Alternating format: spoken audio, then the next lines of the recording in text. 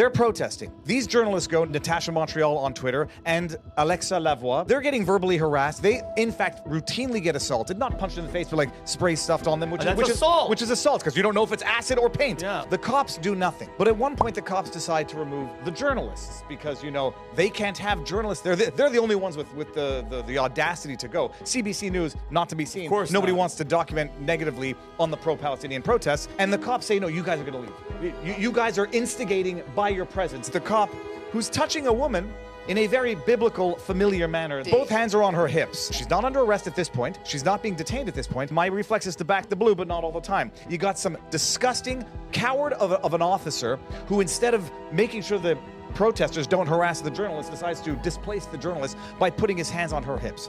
She then takes his hand off her hip. I said, I'm gonna put this on as much blast as humanly possible, and I'm gonna shame some Canadian politicians for being a bunch of filthy cowards and keeping their mouths shut when they should be speaking out against this. Watch what happens.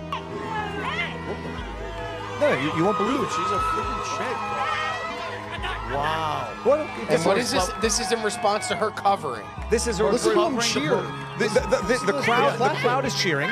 Yeah, what do you think these They're guys slamming her face and shoulder. Look at this. The crowd's, yay, beat the shit out of the woman. Yeah. Oh, you think guys that are wearing fucking three guys? You got three guys now. Caring about a girl? Look at her pulling her arms. Hey, wait.